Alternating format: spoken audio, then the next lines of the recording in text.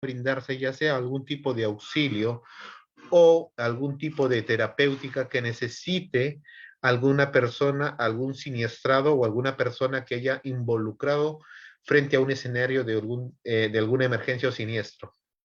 Para tal sentido, las personas que desempeñen el trabajo de paramédicos deben de contemplar conocimientos tanto teórico, científico, y también que estos lo puedan plasmar en la posibilidad de utilizarlo a través de alternativas y metodologías, es decir, también podríamos decir entrenamientos en los cuales puedan utilizar estas herramientas no solamente teóricas, sino también en maniobras que se pueden ver, citando un ejemplo, de repente la maniobra de Heimlich, en el algoritmo a seguir durante el RCP.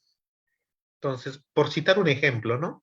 Otros casos no tan dramáticos ni catastróficos, simple hecho de alguna persona que se desmaye, ¿qué es lo que debemos saber? ¿Por qué se desmayó?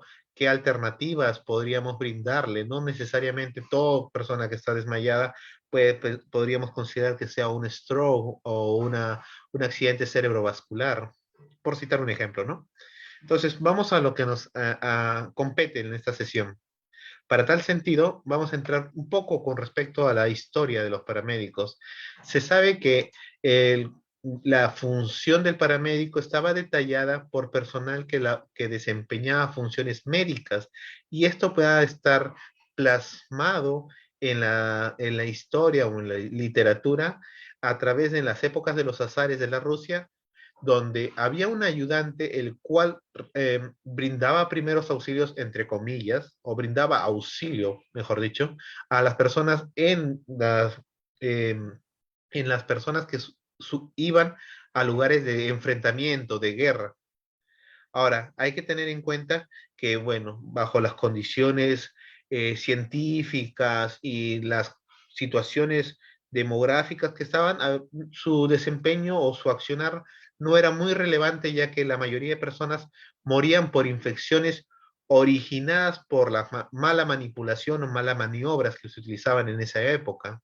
Otra, eh, eh, otra forma en la cual ha sido retratada de las funciones también como personas que han hecho actividades como de paramédicos es en las guerras napoleónicas, en los cuales los heridos de la batalla eran transportados ya en carretas tiradas por caballos, no como en los azares, que era una persona que iba con una carreta, recogía el herido o a la persona vulnerada y se lo llevaba para brindarle atención.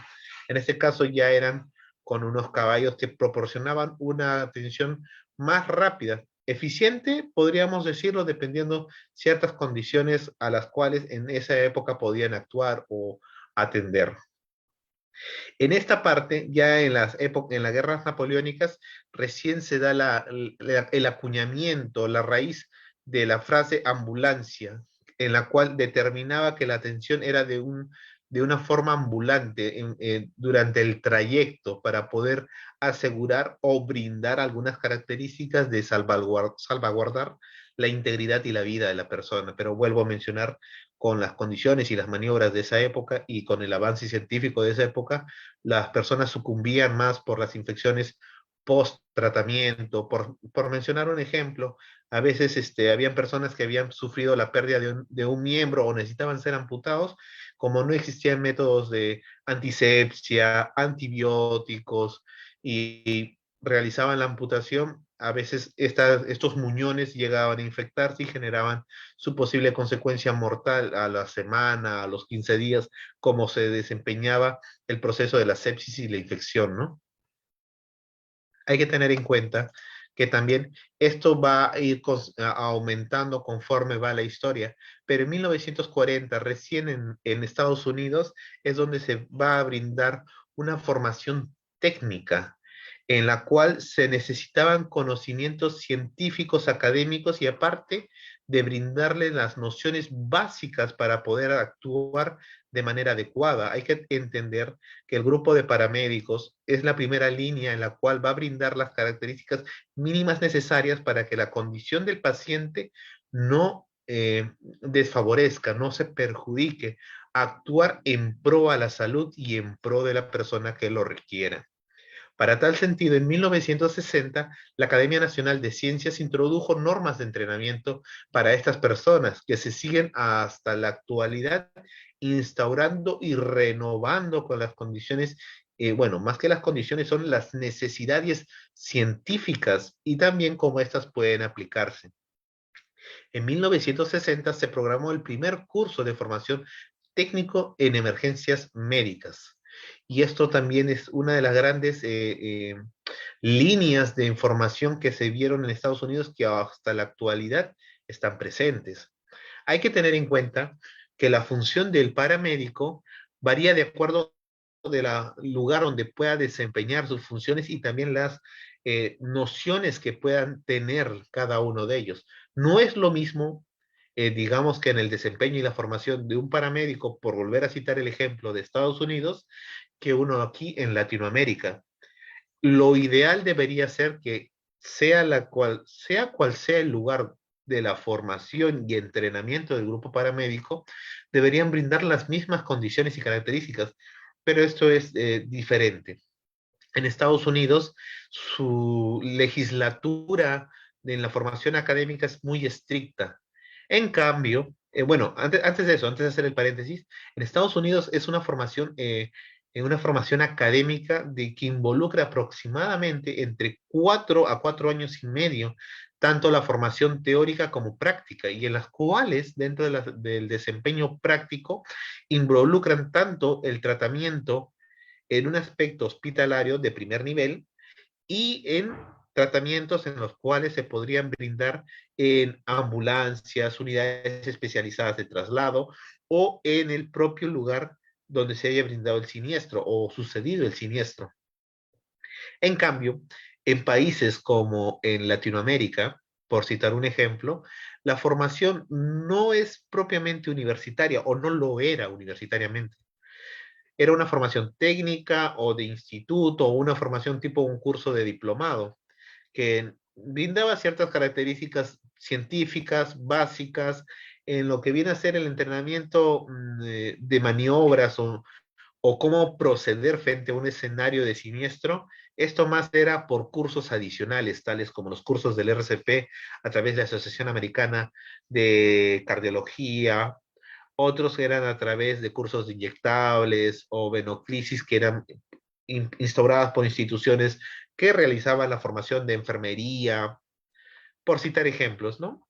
Pero conforme va evolucionando, desarrollándose la necesidad de tener un cuerpo especializado para brindar las atenciones prehospitalarias y que éstas involucren una mejoría y una eficacia en sus tratamientos, se van instaurando implementos tantos normativos a nivel de los gobiernos y también a través de las indicaciones o las necesidades básicas de cada uno del cuerpo, de cada uno de los participantes y integrantes del cuerpo de paramédicos. Para tal sentido, se establece la necesidad de una certificación o una forma de cómo garantizar que estas personas que van a desempeñar esta principal y fundamental acción tengan las habilidades mínimas necesarias. Hay que tener en cuenta que para el desarrollo de este tipo de formación, los objetivos son generales. Uno es adquirir la necesidad de conocimientos científicos y las competencias necesarias para la práctica de un desempeño, ya sea en la asistencia médica en emergencias, en el ámbito prehospitalario o durante el traslado, que también involucre el ambiente prehospitalario.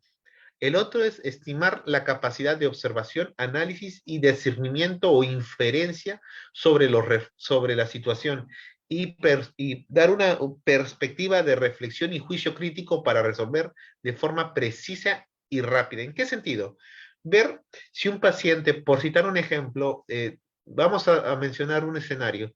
Digamos que está frente a un escenario de un accidente, una colisión automovilística en la carretera principal o ya sea la carretera central, por citar un ejemplo, donde un bus interprovincial colisionó y hay 80, 90 accidentados. Entonces, frente a este escenario, nosotros debemos saber, según la estandificación y priorización de enfermos y hacia dónde van a ser derivados, saber, esta persona no reúne las condiciones como para que se haya trasladado de forma prioritaria frente a otros pacientes. Y saber, no, esta persona sí debe ser trasladada de manera prioritaria porque su estado de conciencia está deteriorado, su sistema hemodinámico está deteriorado o está deficiente, su función respiratoria es deficiente, ya tiene signos de agotamiento muscular, eh, involucraría la necesidad prioritaria de una atención hospitalaria específica y especializada. Además, también asegurar los distintos problemas que se presenten en el campo de su profesión. Hay que atender, bueno, claro, hay que entender que la formación del paramédico va a ser no solamente en un evento de un siniestro, sino también puede ser ante posibles situaciones críticas o la exacerbación de enfermedades concomitantes. Por citar un ejemplo, personas bueno, no en estas condiciones de pandemia, pero personas que vayan a un velorio porque un familiar muy cercano falleció por el hecho de que no descansaron bien, el efecto del estrés emocional, el efecto de que de repente tengan, digamos, un proceso de asma, se desmayen. Entonces, eso es una exacerbación por lo que sucede en su entorno, más sus enfermedades concomitantes que requieren la atención de un personal específicamente entrenado en sus maniobras de poder brindarle la eficacia del tratamiento y poderlo brindar que estas personas no puedan deteriorarse, ¿no? Porque por más que sea un escenario de un cuadro clínico y simple de un asma, este también puede conllevar a cuadros de un pronóstico muy funesto si no se les brinda un tratamiento oportuno y adecuado, sobre todo adecuado. Entonces, también hay que saber que la formación dinámica en trabajo de grupo, hay que tener en cuenta que anteriormente, de repente en épocas de los zares o napoleónicas, solamente quien hacía el labor era el personal entrenado, ¿no? Digamos, entre comillas, médicos. En este caso, no, van a veces dos, tres paramédicos, aparte de la persona que realiza el manejo o la persona que está encargada de poder de transitar esta unidad especializada hasta el lugar del siniestro y del lugar del siniestro a una unidad hospitalaria. A su vez, también saber discernir las funciones, detallar, ¿no? Tú vas a estar viendo las vías aéreas, tú vas a ver el manejo de fluidos, manejo de fármacos, para tal sentido debes conocer la manipulación de inyectables, dosificación, cómo debe actuar un fármaco, qué deberíamos de esperar durante la aplicación de un fármaco y qué efectos adversos podríamos presentar o bueno, presentar no, debería de presentar la persona o el paciente. Otra cosa más es propiciar que los participantes la adquisición de los hábitos en cuanto al cuidado de su propia salud. Por más que uno quiera brindar la mejor atención, ya sea porque sea una persona cercana a nuestro ambiente, un conocido o un extraño, siempre vamos a estar expuestos a elementos infectocontagiosos, no solamente en el ámbito de manejar fluidos, secreciones, sino también en el contacto de eh, presencia, digamos, de elementos a través de aerosoles o a través del contacto físico. Entonces, para tal sentido, uno debe prever ciertas consideraciones, ¿no? Una de las cosas es siempre actuar con sus EPPs o sus elementos de protección, saber que si están frente a un escenario de un posible, digamos, por citar un ejemplo, intoxicación por algún elemento, la persona obviamente no lo vamos a manipular sin un guante, o por citar un ejemplo más, una intoxicación por algún pesticida o órgano fosforado, por más que hemos tenido cuidado con los guantes de manipular a la persona, también debemos saber que hay ciertas sustancias que se pueden adherir o se pueden absorber muy fácilmente por continuidad, por contacto. Entonces, no solamente es tener cuidado con el paciente, sino también con sus elementos propios del paciente, ya sean prendas, sean joyas, alhajas, tener cuidado que esas cosas podrían, por simple cercanía a nuestra piel, absorberlo nosotros y presentar algún tipo de enfermedad o secuela posteriormente. Otro es desarrollar las habilidades y las destrezas técnicas para llevar a cabo los procedimientos que coadyuven o solucionen los problemas. Y en ese sentido, yo doy bastante énfasis en las habilidades y destrezas. No es lo mismo saber uno de memoria el algoritmo del RCP en un escenario meramente científico o de lectura, y otra es frente al escenario de que en la cual tú tienes a un paciente, a una persona que posiblemente pueda fallecer o tener alguna secuela si no se aplican adecuadamente las técnicas o maniobras para poderlo sacar de un escenario de que esté la persona vulnerable, ¿no?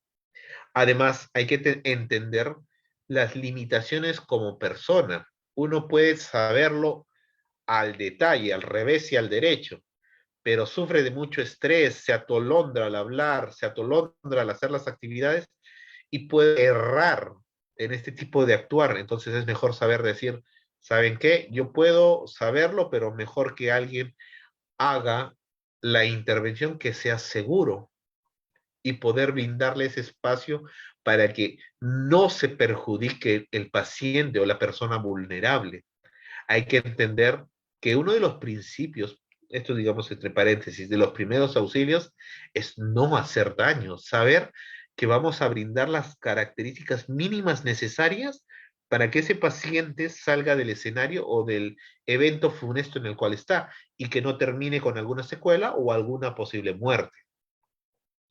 Otro es entrenar y capacitar de forma integral a los futuros paramédicos. Esto es más con un desempeño ya de una formación universitaria o técnica, porque no es lo mismo que alguien haga un curso de 2 meses, 6 meses, de cuánto más he visto, hasta creo que he visto de un año, en los cuales sí se revisan los temas de manera específica, de repente no tan profundo por la brevedad del tiempo, pero tampoco les brinda las características para poder hacer su entrenamiento en lo práctico. No netamente van a ser científicos, tienen que saber frente a qué escenario. Ahora, además, hay que saber plasmar las guías internacionales en nuestra realidad, porque existen múltiples drogas, múltiples medicamentos, por citar un ejemplo, que son la innovación, brindan eficacias superior al 70, al 80% en estudios de grandes participantes, ¿no? Pero, ¿por qué? Por más que nosotros sepamos que funciona adecuadamente, pero en nuestro país no llega. Entonces, bueno, sí, uno está actualizado, lo lee, pero cuando estamos con la necesidad de usar un fármaco no lo vamos a poder. Entonces es aterrizar la base científica con nuestra realidad nacional y con nuestras bases de la realidad nacional, ya sea en nuestro desempeño con uso de fármacos, en el desempeño de nuestras limitaciones eh, en nuestros materiales que disponemos, qué debemos hacer, qué no debemos hacer, qué es más perjudicial. Entonces, eso también es muy importante y además es un proceso continuo, porque no va a ser que ese fármaco, por citar un ejemplo, nunca va a llegar al país. Va a demorar, pero llegará y para cuando llegue ya vamos a saber cómo manejarlo, o por lo menos sabemos cómo funciona y si debemos de brindar ese tratamiento con el nuevo fármaco. Ahora, no solamente, digamos, un fármaco nuevo y novedoso, ¿no? Con la gran eficacia. A veces hay también modificaciones en los algoritmos, en los tratamientos, que pueden propiciar alguna mejoría o alguna eficacia frente a las personas que tengan este tipo de patologías, ¿no? Y enfermedades que requieran un tratamiento alternativo a lo convencional, a lo que ya anteriormente los grandes médicos de antes lo utilizaban a rajatabla, por decir un ejemplo. Lo otro es generar y aplicar conocimientos científicos y tecnológicos. Esto yo lo pondría como el hambre de conocimiento. ¿En qué sentido? Aquella persona, específicamente en el sector salud, que se quede con los conocimientos de su formación, es una persona que no tiene un buen futuro. ¿En qué sentido? Puede saberse al detalle y al revés y al derecho todos los algoritmos de tratamiento de este año, pero no va a ser paramédico de ese año, va a ser paramédico de aquí hasta que le brinde su posibilidad de ejercer. Entonces, para tal sentido, tiene que tener una continuidad en el conocimiento. Yo diría un hambre de conocimiento, leer, que avances, que de nuevo, que salió de nuevo, dijeron que es eficaz, pero después de los estudios se notó que no era así. Ah, ya, saber, leer constantemente. A veces es un poco difícil, tedioso, pero es necesario tener un hambre por conocimiento y eso les va a ayudar bastante a su futuro. Los objetivos específicos para poder determinar una formación de paramédico es identificar, describir y valorar la situación de emergencia. Y en detalle cuáles son las emergencias más comunes, no solamente en Lima rural, en Lima urbana, en las provincias, sino también saber cuáles son las enfermedades más comunes o emergencias más comunes por grupos. ¿En qué sentido? En mujeres, ¿qué es lo más común? Ah, por citar un ejemplo, acá en Perú, lo más frecuente en mujeres para la atención de los paramédicos es mujeres vulneradas por agresión física o sexual. Y las personas que hacen la función o desempeñan la función de paramédicos necesitan saber qué deben hacer, no solamente en el aspecto normativo científico en la salud, sino también en lo médico legal. Hay cosas que uno no puede entrar en detalle porque perjudicaría su propia, tanto su imagen como su desempeño como profesional. Aparte, es también brindar los primeros auxilios. Esto es muy necesario que uno sepa cuándo, por citar un ejemplo, voy a brindar un vendaje. No es solo con un vendaje, tengo que hacer mayor compresión, ya por A o B motivos extremadamente lejos, ya no puedo, por citar un ejemplo, ¿no? Una hemorragia. He hecho vendaje de compresión, no para. Le he hecho que eleve el miembro afectado por encima de la cabeza, por encima del nivel del corazón para que disminuya el flujo sanguíneo. No para.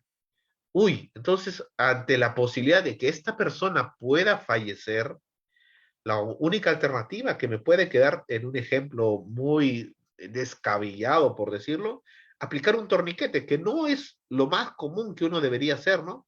Pero frente al escenario de que la persona vaya a vulnerar su salud y pueda tener un efecto de muerte muy cercana, es mejor realizar un torniquete, perder posiblemente la función de la extremidad distal a donde se realiza el punto del torniquete, pero preservamos la salud y la vida, sobre todo la vida.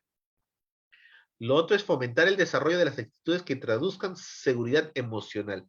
Y esto quiero entender, darles a entender que no solamente nosotros debemos de decir, señor, usted me dijo que está mal por citar un ejemplo, ¿no?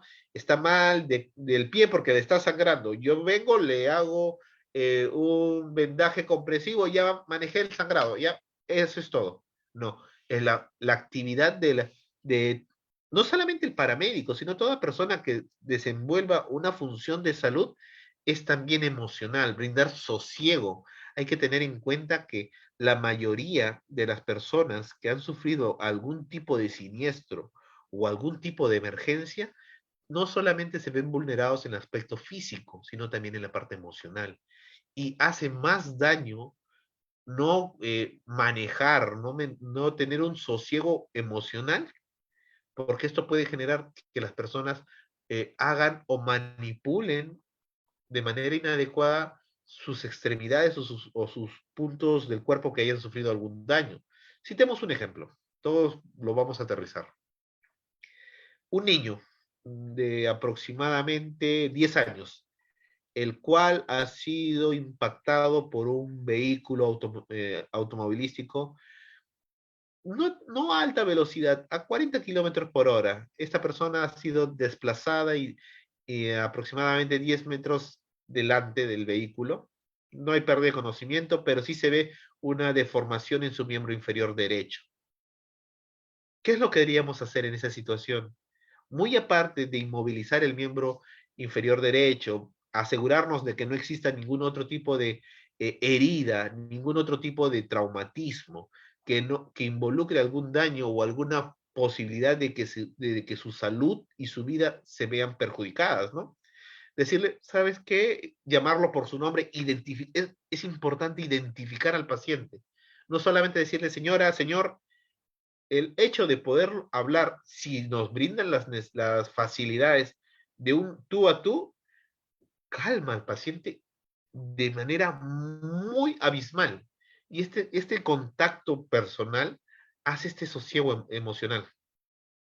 Entonces hay que tener bastante cuidado con ello y saber cómo y cuándo realizar este tipo de comunicación directa y al mismo nivel.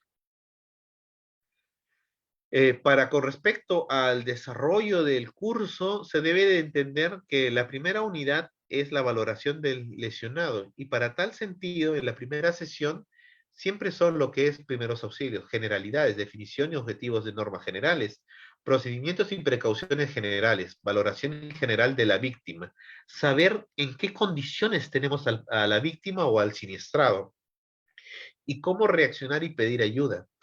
Hay que tener en cuenta que cuando uno realiza los primeros auxilios, lo primero que eh, debe de tener en la cabeza es, yo soy la persona importante que va a brindar alguna atención necesaria en ese momento, por tal motivo no me puedo exponer a un riesgo mayor. Para tal sentido, debo ver cómo es la zona. Es una zona segura. Si es una zona segura, recién actúo. Es una zona insegura porque puede haber desprendimiento de algún tipo de elementos, está en contacto con sistemas eléctricos, alguna situación que haga alguna posibilidad de deterioro hacia mi persona, es mejor saber cómo mitigar estos riesgos y recién actuar. Porque si usted actúa sin medir y sin saber en qué escenario está, ya no sería una persona vulnerable, serían dos. La persona que se vulneró antes de suceder el siniestro y usted que no preveyó un efecto de riesgo o una situación de riesgo. La segunda sesión de esta misma unidad es la valoración del lesionado. ¿En qué sentido? Saber cuáles son los síntomas. De estos síntomas, signos y síntomas, saber cuál es el tratamiento y la prevención. Cuando ya sepamos los signos y síntomas, definir cuáles son los importantes y cuáles son los que necesitan, cuáles y cuándo son necesarios realizar un monitoreo estricto. Por citar un ejemplo, en el mismo situación del niño que fue atropellado, pero supongamos que en esta vez perdió el conocimiento y tiene un abdomen distendido, uno sospecharía, ha sido atropellado, posiblemente hay una hemorragia intraabdominal. Entonces, para saber cómo va su pronóstico y cómo va a ser su posible desenlace, sabiendo cómo va su frecuencia respiratoria, frecuencia cardíaca, estado de conciencia y presión arterial. Con esos cuatro eh, ítems, uno puede saber, si la hemorragia es severa, pero su estado de conciencia está normal. Pero en el escenario más funesto, hipotensión, bradicardia, taquipnia, y está comatoso, somnoliento, lo más probable es que esa persona tenga un escenario muy funesto, letal, si es que no recibe un tratamiento adecuado en corto plazo. Otra cosa que uno debe saber es observar al lesionado y saber cuándo brindar las atenciones como del vendaje, suturas en el caso que se requiera, brindar algún tipo de acceso de ingreso de fluidos o de medicamentos. Saber cómo va a hacer la evaluación de la piel, de signos como el pulso, porque esto nos va a detallar cómo están las condiciones de las condiciones hematodinámicas del cuerpo. Por citar un ejemplo, cuando hay una hemorragia, el cuerpo es sabio, intenta bueno, no es el término reperfundir, intenta asegurar que el flujo sanguíneo vaya a los órganos más nobles, más importantes y que necesitan una condición de irrigación mínima para continuar vivos. En este caso sería cerebro, corazón, riñón. Entonces, frente a un escenario, lo que va a hacer el cuerpo, ay, me falta sangre. Vasoconstricción a todas las situaciones distales. ¿En qué sentido? La piel. Van a encontrar entonces a las personas con una hemorragia considerable que tienen la piel fría. Algunos hasta pueden presentar cianosis distal en los lechos ungueales, en la mucosa oral. Pero eso no quiere decir, uy, sí, perdió bastante sangre y por eso está cianótico. No, es la forma de cómo el cuerpo responde frente a un escenario de una hemorragia severa. Muy aparte también es saber un examen individual y específico. ¿En qué sentido? En el mismo escenario de la persona, del niño que sufrió el atropellamiento. No vamos a ir a ver eh, cómo está la cabeza, si tiene alguna deformación o no. Si sabemos que el abdomen está distendido, aquí está, vamos a ver, ¿hay algún punto de salida? El golpe donde se produjo, ¿está? Sí, no, ya. Entonces, ya sabemos que sí está el sangrado a nivel intraabdominal, entonces pasamos al resto. ¿Cómo está el tórax? ¿Hay deformación? No hay deformación. ¿Respira? Sí, respira. ¿Moviliza la caja torácica de manera adecuada y simétrica? También, muy bien. Paso a las extremidades. Miembros superiores, ¿cómo están? ¿Son simétricos? Sí están simétricos. Miembro inferior, ¿son simétricos? No, no están simétricos. ¿Dónde no está simétrico? ¿Puedo inmovilizarlo? ¿Puedo no inmovilizarlo? Hay que tener en cuenta también cuándo debemos inmovilizar y si podemos mover al paciente o no. La región cervical, cómo está la cabeza. Y otro que es evaluar las condiciones de conciencia. No es lo mismo el escenario de un paciente inconsciente que una persona que esté orientado en tiempo y espacio, pero que no obedezca, que esté totalmente fuera de sí. Y la necesidad de saber registrar todo lo que encontremos, desde el momento cero hasta el momento en el cual lleguemos al ambiente hospitalario. Porque las cosas que uno pueda percibir durante todo este tiempo va a sumar o restar para la posible desenlace de la persona y puedan ser un efecto benéfico para su pronóstico o perjudicial para su pronóstico. En la tercera sesión de esta unidad es saber la interrogación, qué cosa debemos preguntarle al paciente y que esta información que recolectemos enriquezca tanto nuestro actuar como el actuar de las personas que están en el ambiente hospitalario. Y en esta parte vamos a hacer la evaluación ya a detalle de cómo están los signos vitales, función respiratoria, cardíaca, presión arterial. Con respecto a valores normales, y ahora no es lo mismo una frecuencia respiratoria de un neonato, de un anciano, de un atleta, de una persona sedentaria. Entonces hay que saber cuándo es normal y en qué escenario estamos. Los reflejos pupilares para saber cómo se encuentra la función del sistema nervioso también.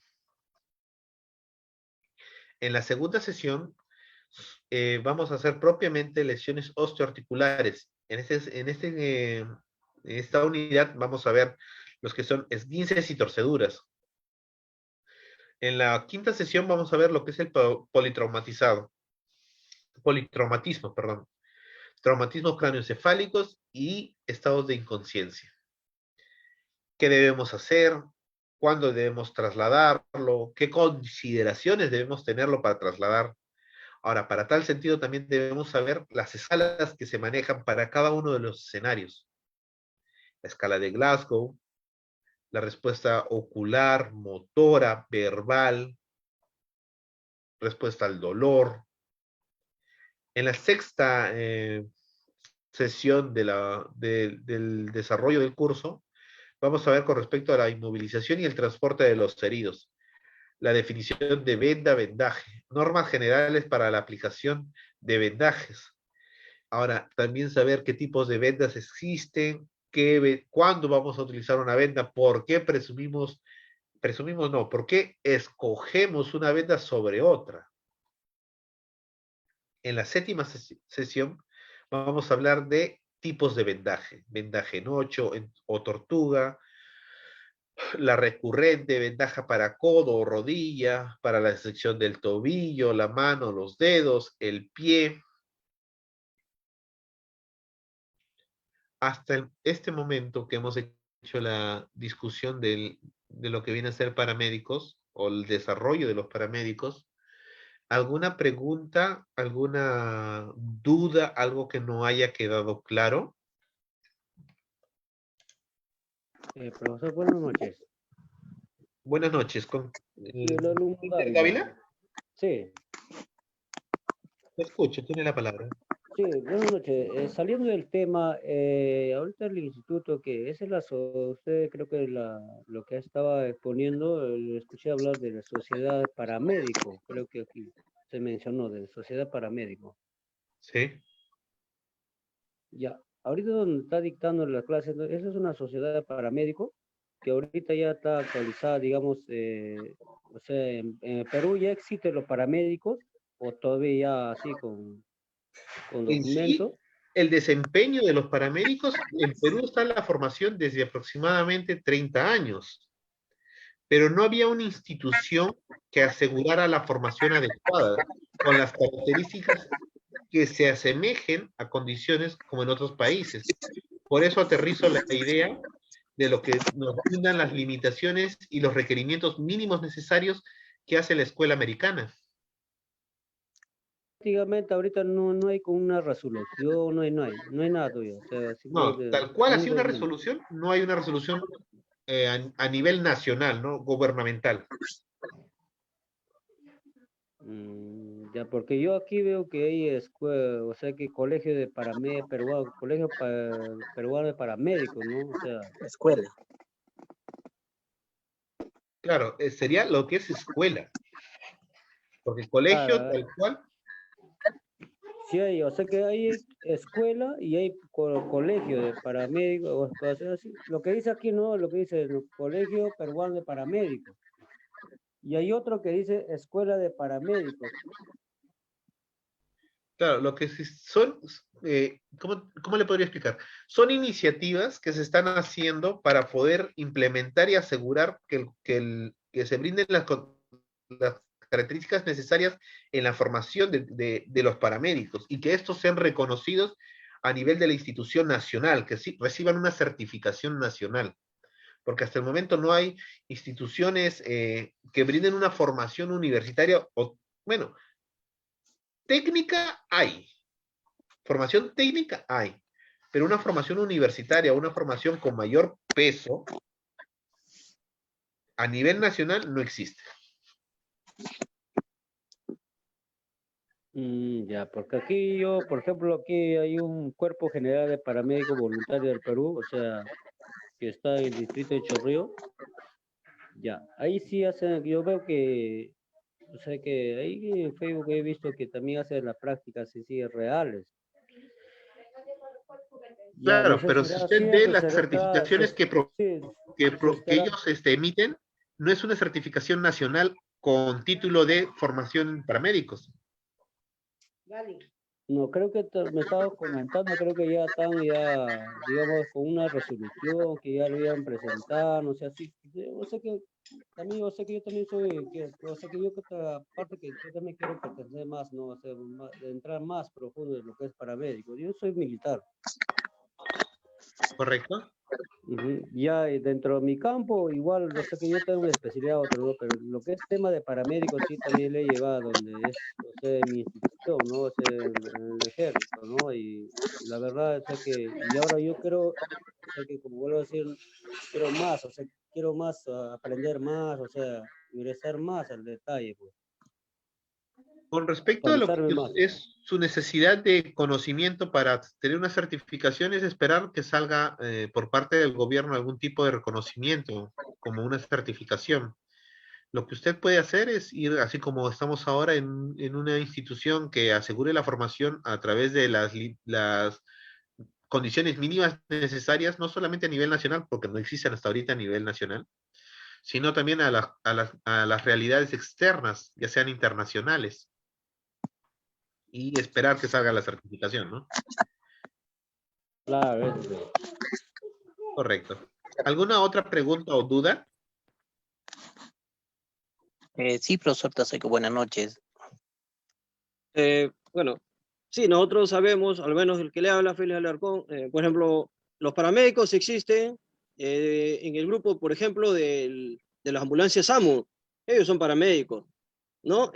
Justamente, el compañero que está hablando del Cuerpo General de Paramédicos Voluntarios, digamos que Tencho Ríos, sí, una institución justamente que atiende emergencias y desastres a nivel nacional, ¿no? También preparan al personal a la persona, al público en general, para la atención, digamos, de caso de emergencia. El que le habla, yo me estoy capacitando justamente en el tema de paramédico, ¿no? Que le habla también tengo conocimiento, digamos, soy promotor de salud, también conocimiento en primeros auxilios, rescate en estructuras colapsadas, En también, ¿no? situación de emergencia.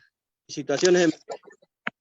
También, como dice el compañero, a nivel nacional, acá en el Perú, no hay una, digamos, una profesionalización, ¿no? Que como se está iniciando, veo, ¿no? A través de la escuela, ¿no? Peruana de paramédicos, una excelente idea porque no tenemos la profesionalización acá en el Perú, ¿no? Que nos otorgue un documento del cual seamos profesionales en esta carrera de paramédico, ¿no?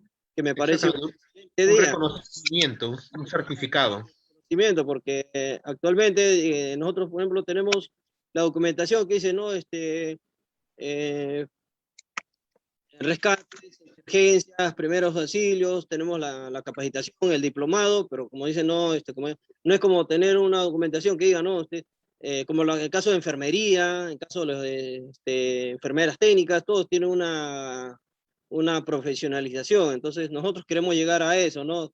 Profesionalizarnos, como dice el compañero, tenemos todo el conocimiento, bueno, no todo, ¿no? Tenemos el conocimiento y nos estamos preparando para ello, ¿no? Para poder ejercer una buena labor, digamos, en este caso los paramédicos, que es la primera respuesta ante una emergencia o siniestro, ¿no? Y casos prehospitalarios, ¿no? Nosotros tenemos que preparar al paciente o a la víctima, en este caso, y un traslado adecuado para que llegue con bien al centro hospitalario que se pueda asignar, ¿no? Uno de los puntos que nos dice, no, nosotros tenemos que evaluar y ver cómo y a dónde lo podemos trasladar, ¿no?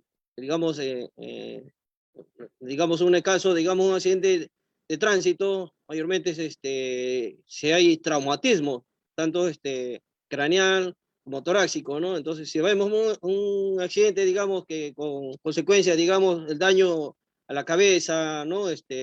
Sangrado por el oído, inmediatamente le estamos trasladando, digamos, a un hospital, pero ya sabemos que es, digamos, a un caso de cirugía y a una determinada especialidad que viene a ser neurocirugía, ¿no? Entonces, a veces, digamos, un hospital no tiene la especialidad, ¿no? Bueno, se le da los primeros auxilios, después hay que estar buscando referencias y todo eso, ¿no? Entonces, si no sabemos eso, digamos, ante una emergencia, podemos, minutos que cuenta el paciente o la víctima, es básico, ¿no? Como dicen, los minutos, los segundos valen una vida, ¿no? Gracias. Claro. Concuerdo con la participación del señor Félix, en la cual dice que es muy importante ello. Además, hay que tener en cuenta que la gran limitación en nuestro país es que no todos los centros hospitalarios, no digamos solamente los hospitales, sino centros hospitalarios, no tienen las condiciones absolutas. No todos son especializados en operaciones a nivel del sistema nervioso, cirugía general, cirugía torácica, cardiovascular, y esas limitaciones también perjudican al paciente frente a un escenario de un siniestro. Participante Jacqueline Perales. Sí, doctor, buenas noches. Una consulta. Como dijo mi compañero, el paramédico, bueno, los que en SAMU trabajan los paramédicos, pero tengo entendido que en las ambulancias está el chofer, ¿no? Una técnica y en sí un médico. Entonces, digamos, las personas, los estudiantes que terminan esto, ¿cuál sería su campo laboral, no? En sí, lo que ellos, las personas que realicen este tipo de formación, actuarían no solamente en la parte del traslado, y que usted menciona algo que no se cumple en su totalidad. En SAMU sí, yo he visto y he participado que va un médico, va una técnica en enfermería o una licenciada en enfermería, y aparte va también un paramédico. Y en la parte de lo que es el manejo de la unidad especializada o específica, es el conductor. Para tal sentido, siempre van cuatro. Y es más, en las normativas internacionales de la escuela americana detallan esos cuatro uh, actuares. Ahora, vayámonos fuera del escenario de SAMU, en los aspectos a veces de los bomberos, de las clínicas privadas. Existen oportunidades, yo diría casi mayoritariamente, en las cuales no intervienen los doctores. Van los enfermeros, van las licenciadas o técnicas en enfermería, y va el paramédico, que no es un doctor, no tiene la formación como médico. Puede hacer una actividad voluntaria y desempeñar la función de paramédico, eso sería otra cosa. Pero no se brinda siempre un efecto de un paramédico, y por eso es la necesidad de que en la formación del paramédico se brinden conocimientos médicos y el accionar adecuado y necesario. ¿Alguna otra pregunta? Creo que el host quiere hacer una intervención. Hola Sergio, ¿cómo está? Muy buenas noches. Nosotros estamos trabajando ya directamente con el Congreso para hacer la primera ceremonia de paramédicos para el mes de abril. Justamente este grupo con el anterior que está desarrollando los talleres de lunes, miércoles y viernes van a ser partícipes de ese taller para que sea una ceremonia donde que realmente el Congreso pueda acreditar a todos estos participantes como paramédicos profesionales. Eso ya es un hecho. Estamos esperando que de acá a 15 días nos inviten para que nos den una resolución y lo podamos publicar por las redes sociales.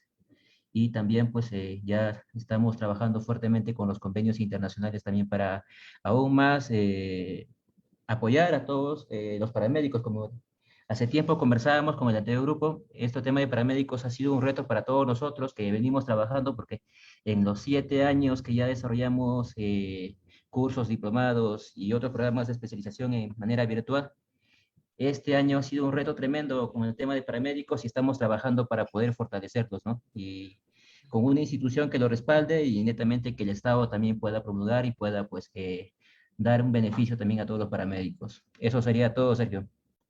Correcto, muchísimas gracias. No, sí, yo también, bueno, no lo adelantaba lo que acabas de decirlo con el grupo, porque algo formal por parte de la institución nacional gubernamental no hay, pero esperemos se realice, que está a puertas, como nos menciona, y que tengamos la certificación, que es muy importante, porque con eso nosotros podemos saber los requerimientos mínimos necesarios para su formación y que deben de cumplirse. En esta institución en la cual yo estoy brindando la parte de la didáctica y la enseñanza, por lo menos en las sesiones que yo estoy brindando, mi principal objetivo es que ustedes tengan toda la información científica, y cuando ya se brinden las condiciones para poder hacer las intervenciones prácticas y Dios mediante me brinden la oportunidad para poder actuar con todos ustedes, porque es un grupo grande, vamos a tener que verlo cómo hacer la separación, pero también poder hacer el desempeño y el desarrollo práctico.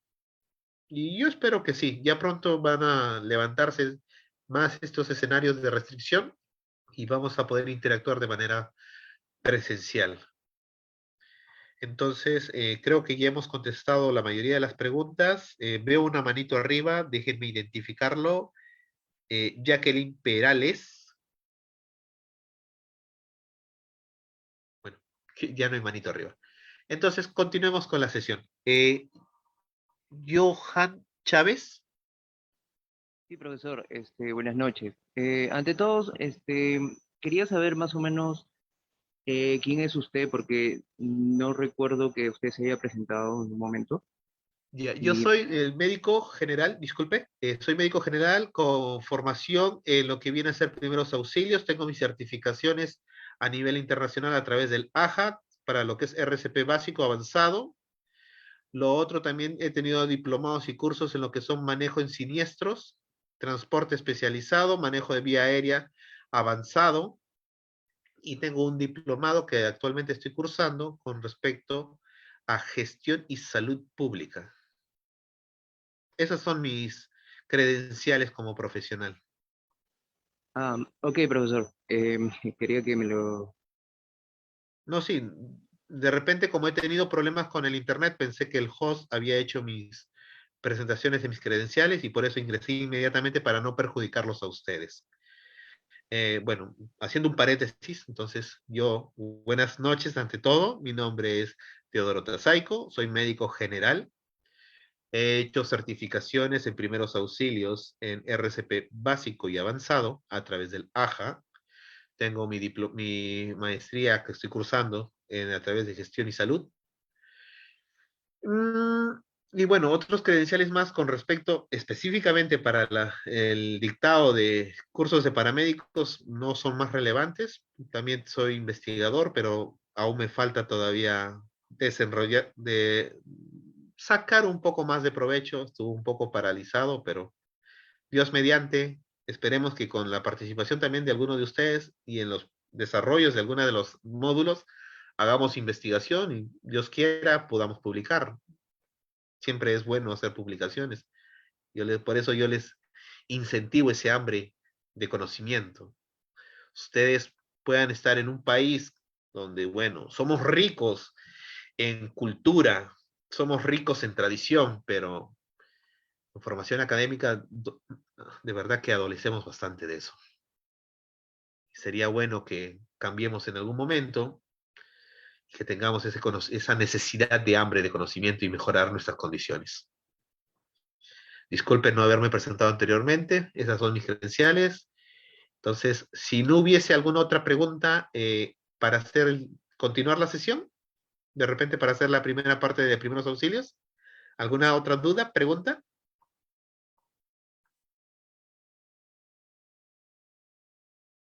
Correcto. Hablemos de primeros auxilios. Para saber algo así muy eh, rápido, un poco superficial, tenemos que entender que primeros auxilios es aquella atención primaria en la cual la puede realizar cualquier persona que reúna las condiciones científicas y prácticas. Teóricas prácticas, obviamente, ¿no? Pero debe de tener una formación, para que éstas brinden una mayor eficacia, debe tener una formación en salud, ya sea paramédico, sea médico, sea licenciado o técnico en enfermería, y todos los que acabamos de mencionar deben de reunir las condiciones mínimas necesarias de evaluación, primero del escenario, saber, ¿es un escenario seguro o no es seguro? Si es seguro, puedo actuar, ¿qué debo hacer? ¿A quién debo llamar? ¿Dónde debo actuar? ¿A qué sistema debo de poner en alerta? Ahora, no necesariamente puedo ser yo el primero que actúa, puedo yo responder al llamado. Y frente al llegar a este llamado, yo debo de volver a repetir este escenario o este algoritmo, por decirlo así, porque yo tengo que asegurar que mi situación en este escenario funesto o perjudicial de donde hay una persona vulnerable o una víctima, no se vuelva en contra mío. Para tal sentido, debemos de saber cómo examinar el escenario. Y como ustedes pueden ver en este slide, vamos a hacer que examina la situación y comprobar si hay un riesgo o un peligro. ¿Cómo? Primero es dirigirse a la persona antes de dirigirse a la persona, es importante cerciorarse que la situación es segura. ¿En qué sentido? ¿Se acuerdan? Sigamos con el mismo ejemplo, ¿no? De este niño que fue atropellado y fue disparado o proyectado hacia 10 metros adelante del vehículo. Presumiblemente, este siniestro sucedió en la vía pública. Y en la vía pública, donde ya hubo un atropello, lo más probable es que en los carriles anexos o cercanos siga habiendo circulación de vehículos. y si no paramos por lo menos el carril continuo, puede existir el riesgo de que hayan más víctimas o que nosotros nos convirtamos en la otra víctima. Una vez que nosotros comprobemos que el escenario es seguro, podemos acercarnos a la víctima, preguntar qué es lo que sucedió y inmediatamente dar aviso al sistema de auxilio. Y bueno, ya que me da gusto que hay personas que reúnen conocimientos previos, ¿cuál es el número o el teléfono al cual vamos a nosotros dar la primera señal de emergencia aquí en Perú? Participante Brider Dávila. 106. ¿Y con quién nos pone en contacto?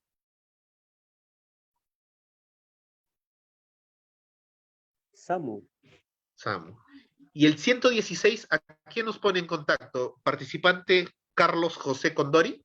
Buenas noches ante todos. El 116 nos pone en contacto con el Cuerpo General de Bomberos Voluntarios. Correcto. Y muchísimas gracias. ¿Y qué otro número podemos llamar? ¿A qué otra institución podemos llamar para que pueda activarse la cadena de auxilio, de socorro? Podemos ser llamar al también 105. Sí. A ver, 105. Correcto. ¿Y ese con quién nos pone en contacto? Específicamente, si es una emergencia médica, le pone en contacto ya sea con el SAMU, que es el 106, o el Cuerpo General de Bomberos, 116. Ahora, si es en caso de algún desastre, le va a poner en contacto con la INDECI. Correcto. Redirige nuestra llamada a lugares especializados. Muchísimas gracias. Participante Félix Alarcón, tiene la palabra. Dentro de, digamos, bueno, ya mencionaron a bomberos, SAMU, Policía Nacional.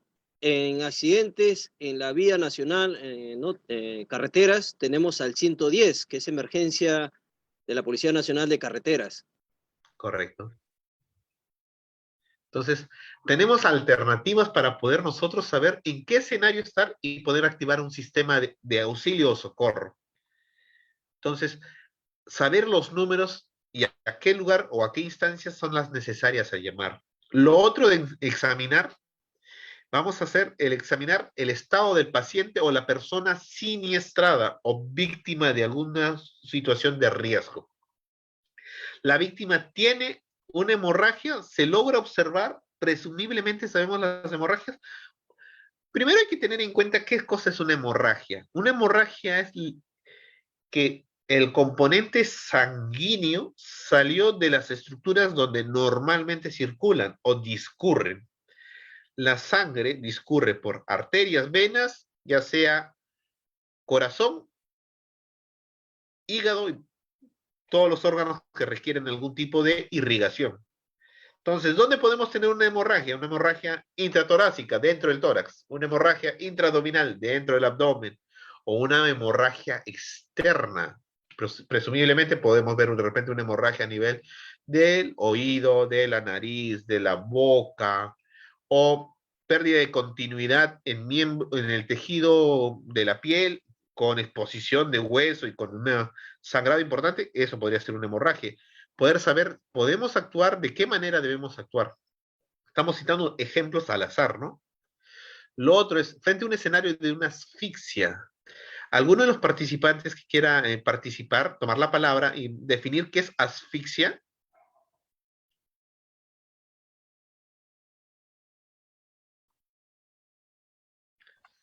Doctor, ¿No? buenas noches. Buenas noches. El participante Ayala, una asfixia vendría a ser la falta de ingreso de aire por las vías aéreas, o la obstrucción de vías aéreas. Excelente, me gustó esa última.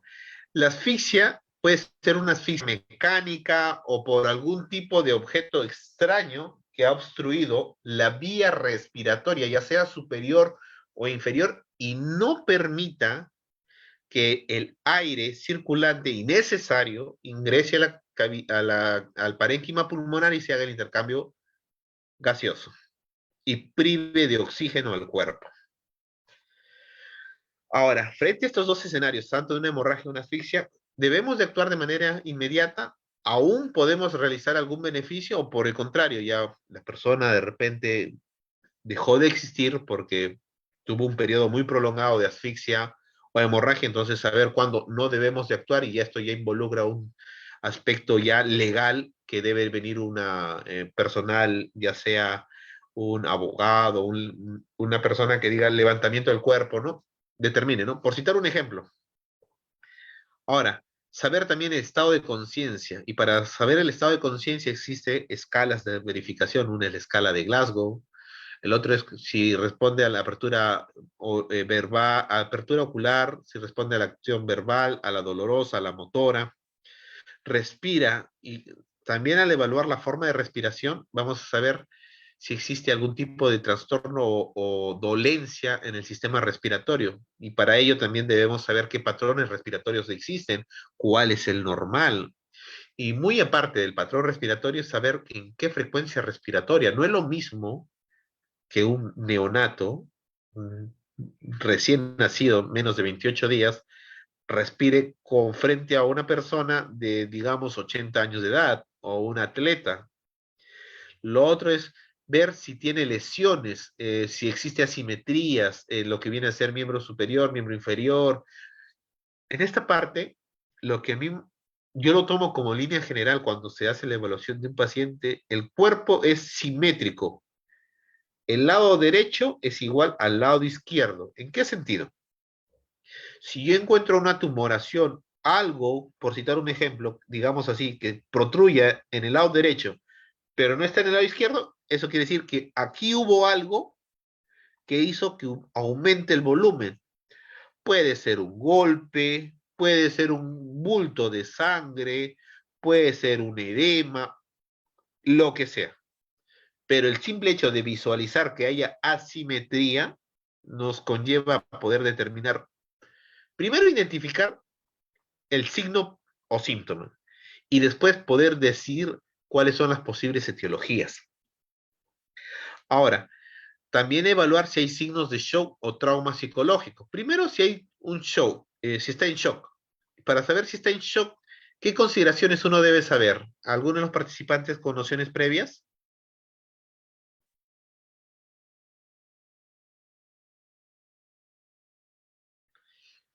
Si está en shock, para saber cómo está su presión arterial, si está en perdón, si hay, en vez de que haya una hipertensión, haya hipotensión.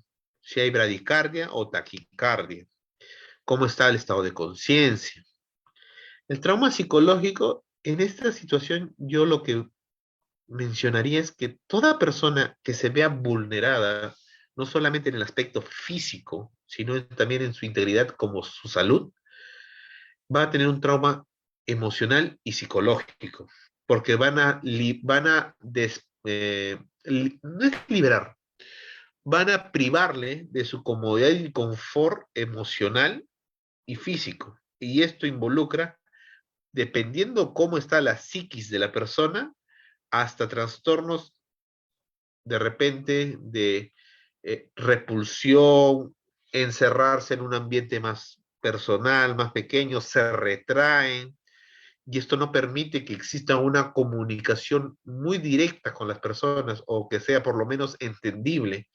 Entonces, esto perjudica a las personas al momento de poder hacer alguna intervención y poder brindarle algún tratamiento o algún manejo oportuno. Una de las otras etapas en los primeros auxilios es planificar. Una vez que hemos identificado la zona segura, activamos el sistema de socorro o de auxilio. Y esto es conseguir ayuda, que alguien más nos socorra o por lo menos que nos traigan los elementos mínimos necesarios o equipamientos mínimos necesarios para una intervención eficaz. Lo otro es planificar las medidas de primeros auxilios. Frente a un escenario donde usted hizo su examen primario y secundario, saber qué debo actuar.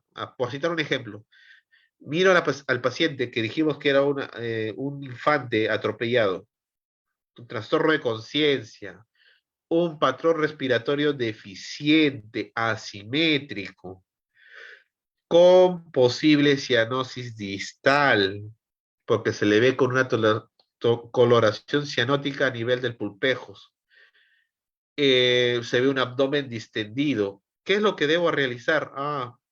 Debo inmovilizarlo, ponerle en posición de repente de Trendelenburg para asegurar que el retorno venoso sea mejor y que por lo menos el volumen que va a circular a los órganos diana o nobles tenga una perfusión adecuada. O por el contrario, entró en paro, ya no hay función de bomba del corazón. ¿Qué debo hacer? No hay daño a nivel de la caja torácica, pero sí en la cavidad abdominal. Entonces, ¿puedo hacer RCP? Sí. ¿Existen limitaciones? Va a haber limitaciones, pero entonces yo actúo con mi RCP, hago las compresiones como se debería de realizar, las ventilaciones después de cada compresiones, asegurarme que la ventilación moviliza adecuadamente el tórax, que las compresiones no son superficiales, consideraciones mínimas necesarias que se deben aplicar para un buen RCP.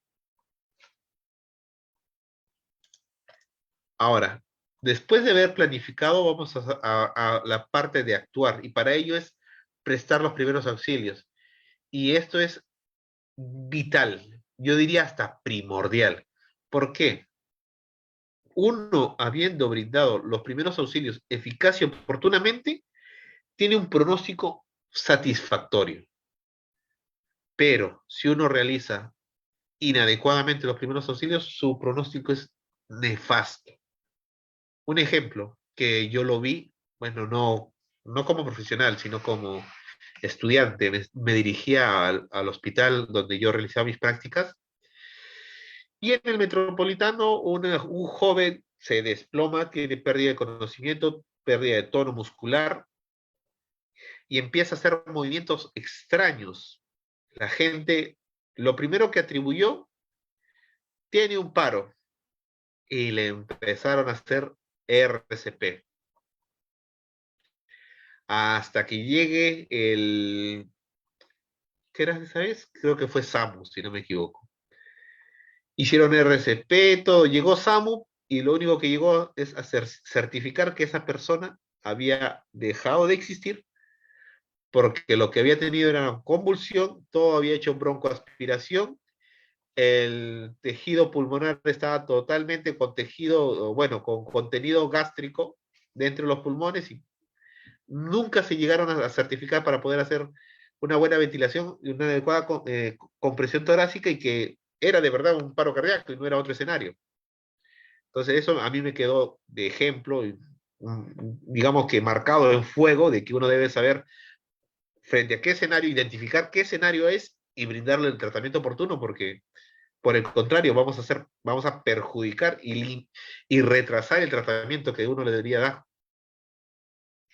Lo otro es prestar también un soporte emocional, psicológico, como les menciono.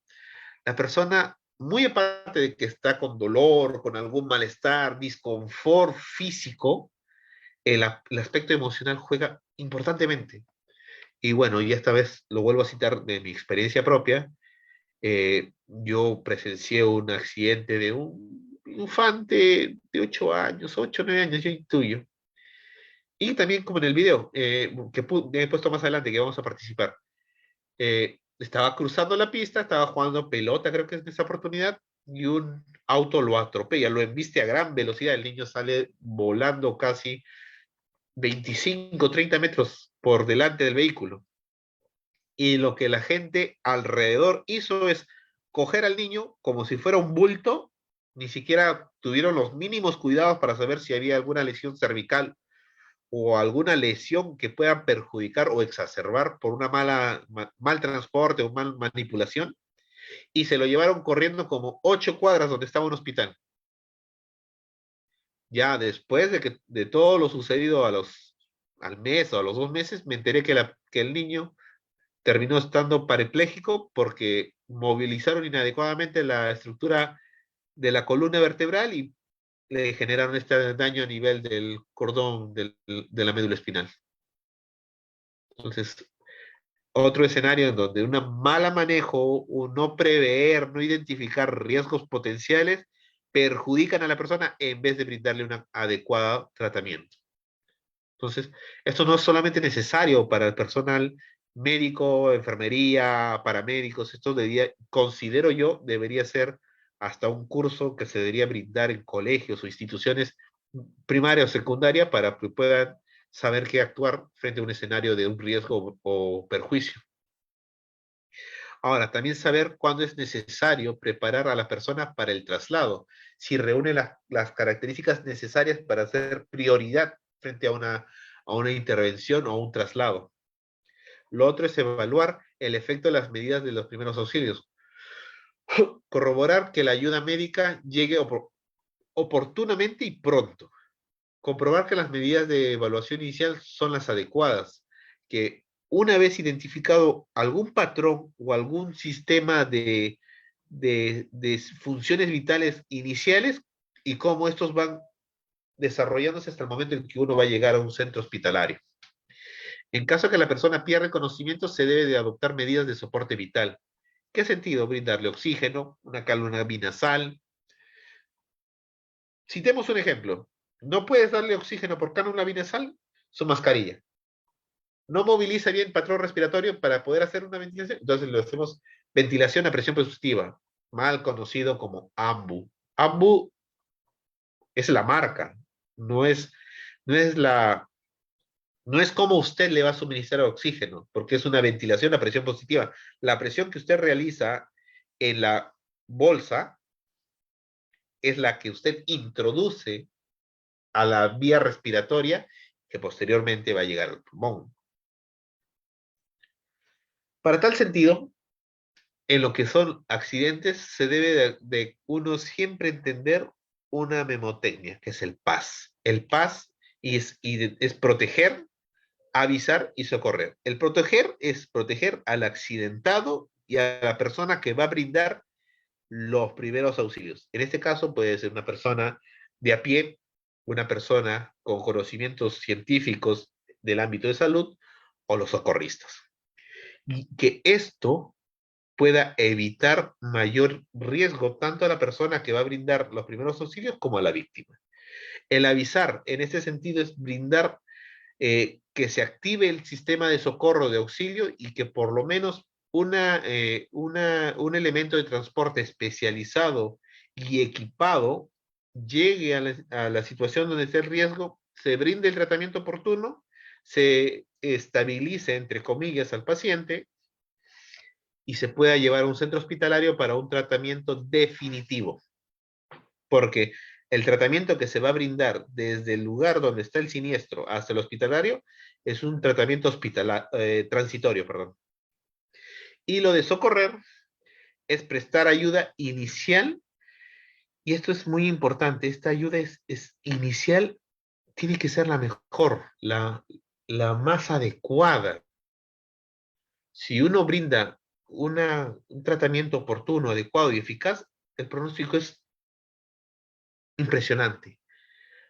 Puedes llegar a ver personas que parecía que van a tener un pronóstico malo, pero se le brindó un RCP oportuno, una ventilación adecuada, un traslado eficaz, sin ningún tipo de deterioro en las lesiones ya existentes. Usted lo ve de acá a 3, 4, hasta 5 semanas y lo ve recuperando sus funciones motoras cognitivas al 100%. Para tal sentido es importante este esquema o esta memotecnia del PAS. Ahora, hay también que identificar en qué escenarios de accidente estamos frente a una quemadura, a una hemorragia, a una fractura, a una intoxicación, a un cuerpo extraño. De los participantes, en este escenario, en los 5 escenarios que acabo de mencionar, ¿cuál consideran ustedes que es el más difícil de manejar y por qué?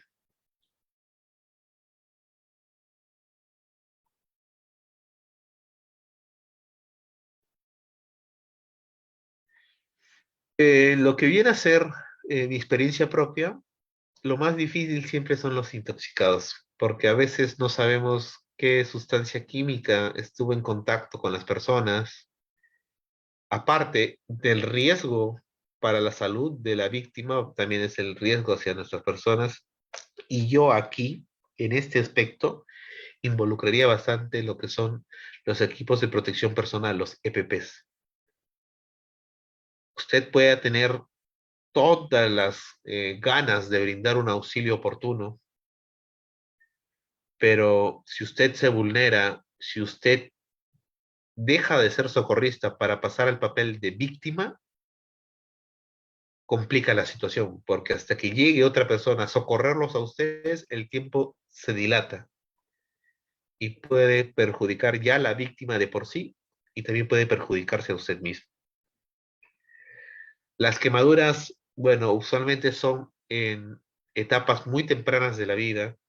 Los he visto en infantes, lactantes y hasta niños en edad escolar y preescolar, que usualmente tienen contacto o con aceite hirviendo en el momento de la cocina, o mamás que están cocinando y los niños tienen contacto con la cocina y se tiran toda la sustancia o el elemento que esté en ebullición o hirviendo.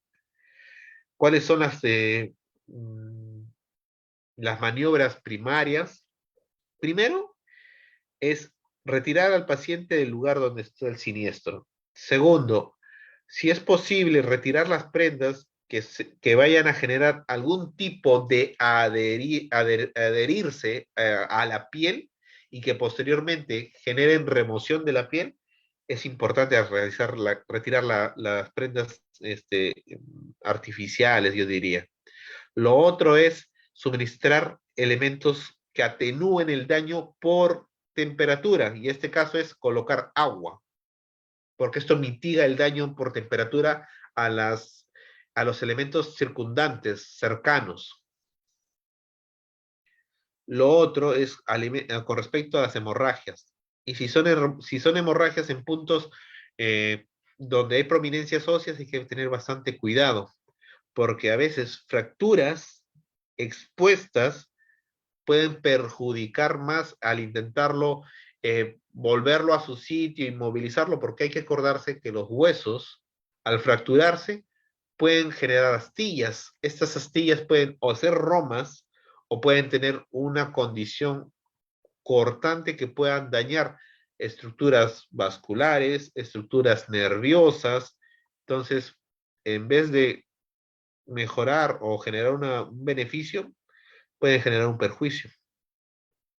Siempre es inmovilizar. Frente a una fractura, uno lo inmoviliza y lo lleva a un lugar oportuno. Si hay una hemorragia, se hace un punto de presión, no se maneja con la presión directa, se puede hacer un vendaje comprensivo, no se maneja la hemorragia, ahora le tomo la palabra, termino la idea, puede hacerse un punto superior a la altura del corazón para disminuir el flujo sanguíneo y puede hacer disminuir el sangrado, actuar adecuadamente en la coagulación y evitar que continúe el sangrado. Y el torniquete, bueno, no es, y ahora tal cual no es alguna sugerencia que se le da de primeras intenciones, sino ya cuando es el último escenario frente a que la persona pueda perder la vida. Había una persona que estaba con la mano arriba, permítame encontrarle. Carlos, creo que era Carlos o Brider. ¿Quién es la Carlos persona que... Condori. Carlos Carlos Condori. Condori, correcto. Sí, tengo dos preguntas. Estaba hablando sobre lo que es quemaduras y la aplicación de agua. Correcto. Digamos que es una quemadura de segundo grado. ¿La aplicación de agua es directa a la quemadura? Lo que en sí el agua debería ser a las estructuras anexas o circundantes. Como le digo, el daño es por temperatura, pero ya es a las formas anexas, circundantes. No debería aplicarse directamente, sino a las estructuras anexas o cercanas. Ya, ¿y la aplicación de agua, qué tipo de agua sería? ¿Destilada? Lo importante debería ser, bueno, lo principal debería ser agua destilada, porque hay que tener en cuenta que cuando se produce la quemadura, la primera parte de la piel, que es la dermis, se va a ver sumamente afectada y esta puede perder continuidad. Y al perder continuidad, es muy fácil que estructuras patogénicas del medio ambiente y de la misma piel ingresen y puedan hacer un efecto de una infección. y a la par, si de repente hubiese agua, no toda Lima cuenta con agua potable. A veces hay lugares donde ponen sus reservorios, bidones, por citar un ejemplo, y esto también es un caldo de cultivo. Entonces, en caso de nosotros que vayamos a brindar un soporte, podríamos romper una solución salina y con eso por lo menos disminuir el daño por temperatura o por calor. Ya, si queremos mitigar, así podemos utilizar de repente algún analgésico, pero eso ya es un tratamiento hospitalario. Correcto. Participar. Otra pregunta. Estaba hablando también sobre las fracturas y las hemorragias. Citando un ejemplo de que tengo una fractura expuesta en la parte entre el codo y la muñeca, ¿cuál sería la manera de mitigar la hemorragia?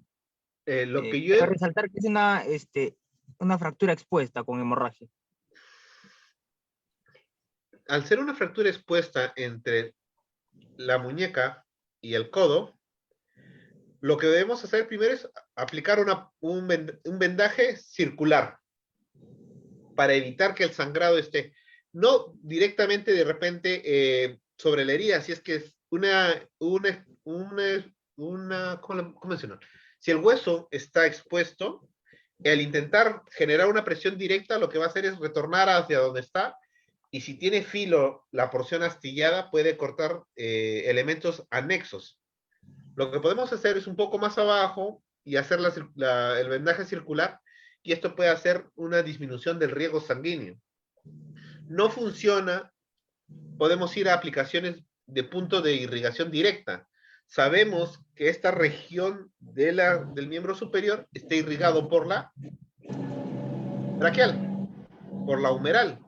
Entonces, ahí podemos hacer el punto de presión disminuyendo el flujo sanguíneo, y entonces va a limitar el flujo sanguíneo en esta región y el sangrado va a disminuir. Otro es levantar por encima del nivel del corazón. Esto dificultaría el riego sanguíneo y también disminuiría el sangrado. Continuando con la pregunta, ¿sería dable, no sé si escuchó, hacer la aplicación de un vendaje tipo dona? Sí es recomendable, pero hay que tener en cuenta que este tipo de vendaje, el tipo de presión que uno le va a brindar, a veces puede no regular bien la presión con la que se va a ejercer el vendaje y puede llegar a tener alteraciones. Yo en lo principal y en lo que he usado en mis intervenciones, siempre prefiero el vendaje circular. Correcto. Listo. Muchas gracias por la solución de las preguntas. Había otra persona que tenía la manito arriba. Jacqueline Perales. Sí, Perales. Perales, perdón. En el caso de las hemorragias por orificios naturales, ¿cómo serían los primeros auxilios? ¿Qué orificios naturales está hablando usted? Por Porque ejemplo, si estamos hablando de una hemoptisis, una hematemesis, una rectorragia, son distintos. el oído. Otorragia. Bien. Lo principal es evitar colocarle cualquier estructura dentro de la cavidad auditiva. ¿Por qué? Hay que tener en cuenta que el oído puede sangrar específicamente, prioritariamente por tres condiciones. Una es que hayan lacerado la membrana timpánica y que alguna de las arterias cercanas se hayan visto involucradas y haya un sangrado. Segundo, alguna fractura de cráneo, base media, y haya una exposición de la porción petrosa y haya un sangrado, una exposición de sangre y acompañado de líquido cefalorraquídeo. Y la otra es que haya o hubiera alguna protuberancia o algún crecimiento anómalo del mismo tejido celular de la cavidad auditiva, y que ésta, ya sea por un arañazo, alguna pérdida de continuidad, haga algún tipo de sangrado. Y usted le coloca ya sea una torunta, un algodón o hasta el mismo dedo, por citar un ejemplo extremo que he visto, es llevar todos los elementos patógenos a una cavidad no contaminada. Y ahora, ustedes le suman que le están dando un carril directo a la sangre. Y si es al sistema nervioso, mucho peor, porque le están dando de gratis una meningitis infecciosa. Participante Félix Alarcón. Doctor, bueno, considerando lo expuesto antes por la hemorragia a través del oído, ¿no? Bueno, consideramos nosotros en capacitaciones anteriores, ¿no? La hemorragia a través del oído es una prácticamente, si es una persona que le salió por algo, digamos, sangrado, evaluar primero también su estado de reacción, su estado, ¿no? Si responde a las preguntas, normal, porque mayormente sangrado por el oído es una emergencia ya, es una emergencia que esa persona se tiene que trasladar sí o sí, ¿no? Como usted dice, puede haberse caído de cabeza, ¿no? Y le produce un sangrado al oído. Es muy diferente que de repente está caminando, conversando y le comienza a sangrar al oído, de repente se rascó o usó un hisopo, ¿no? Porque incluso hay muchos factores, pero el caso, como dice, no, todo sangrado del oído, nosotros consideramos es una emergencia ya, ¿no? Por los factores expuestos por usted, ¿no? Porque imagínese, está conversando, no le va a salir el oído porque de por sí, ¿no? Salvo algún factor. Pero un paciente que se haya caído, digamos, se cayó, él mismo se levantó, está caminando y después comienza a sangrar el oído, entonces sí o sí ya es una persona que tiene que estar de urgencia, ¿no? En sí, los sangrados por orificios naturales, los que son emergencias son los sangrados, las otorragias, las hemoptisis y las hematemesis. Esos tres sangrados son prioritarios, pero a quien se le debería brindar mayor prioridad por secuelas es a la otorragia, porque presumiblemente el sistema nervioso central está generado o habrá sido vulnerado. En cambio, las hematemesis y las hemoptisis son del sistema digestivo y sistema respiratorio, pero que puedan demorar. Sí son altamente mortales si no se dan un tratamiento adecuado. Por citar un ejemplo, la hematemesis es usualmente característico de personas que han tenido una vida de ingesta de alcohol abundante, que han generado varices esofágicas, perdón. Estas tuvieron algún tipo de ulceración y empiezan a tener sangrado. Entonces, lo que vienen es, el sangrado se llena, bueno, la sangre se llena a nivel de la cavidad del estómago y rebasa su capacidad y empiezan a haber vómitos con sangre. Si no se maneja oportunamente, no se hace una ligadura, no le hacen el tratamiento oportuno a través de un especialista, un gastroenterólogo, por citar un ejemplo de especialista, esta persona puede fallecer. La hematemesis, la hemoptisis, perdón, que es por el sistema respiratorio, es característico en nuestro país, que es una enfermedad endémica, que es la tuberculosis. La persona tose sangre, tose sangre, tose sangre, hasta llegar a un escenario donde sus condiciones de las funciones vitales son inllevables. Hay que recordarse, cuando hay pérdida de sangre, el cuerpo intenta realizar condiciones de soporte. ¿En qué sentido? He perdido sangre, entonces lo que voy a hacer es que el corazón va a latir con más fuerza para que la poca sangre que queda aún dentro de las venas y las arterias circule más.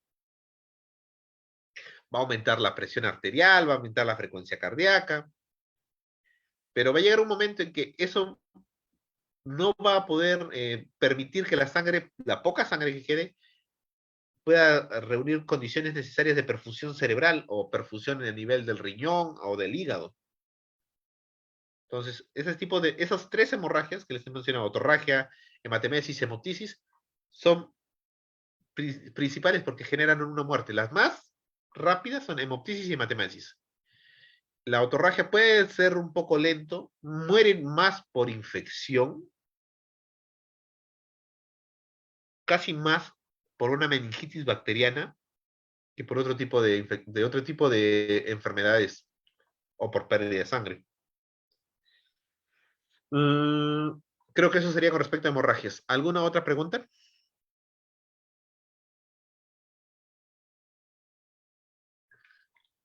Correcto. Entonces, hablemos también de lo que les dije de la intoxicación, que es el escenario más difícil de manejarlo. Porque había una manito arriba. ¿Quién su manito arriba para poderle contestar su pregunta? Carlos Condori, Carlos Condori. Dígame, señor Condori. Estaba hablando sobre la otorragia. ¿Cuál sería la manera adecuada de estabilizar a un paciente o tratarlo? Es colocar algún apósito. Recuerden que como es un sangrado, va a ser una comunicación directa hacia el sistema nervioso y esto puede hacer que colonice cualquier elemento patógeno o también elementos de la piel propiamente, donde hay elementos patógenos naturales, ¿no? Hacer algún apósito, fijarlo y llevarlo al paciente. Si el sangrado es profuso, algunos piden lateralizarlo para evitar que este tipo de sangrado conlleven algún tipo de perjuicio. Si el paciente tiene pérdida de conocimiento, no, la sangre no llegue a la cavidad nasal, cavidad oral, y puede haber algún tipo de ingreso hacia las vías respiratorias. Pero colocación de apósitos o elementos extraños está prohibido. Entiendo entonces de que sería ideal colocarlo en cúbito lateral. Claro, si la persona está con pérdida de conocimiento, de cúbito lateral sería idóneo para que la sangre no llegue a esta región. Correcto. Listo, muchas gracias. Gracias a usted. Félix Alarcón tiene la palabra. Doctor, consulta, digamos, un derrame cerebral podría causar también otorragia. Disculpe. Hay que tener en cuenta que para que suceda la otorragia, la membrana timpánica tiene que haber sido vulnerada, porque es la única forma de que de la cavidad, del espacio intracraneal, la sangre salga hacia la parte externa. Una enfermedad como la que usted menciona, no, debería haber alguna fractura a nivel de base de cráneo, base media específicamente, que pueda generar recién ahí que pueda haber alguna pérdida de sangre que conlleve a la esterilización.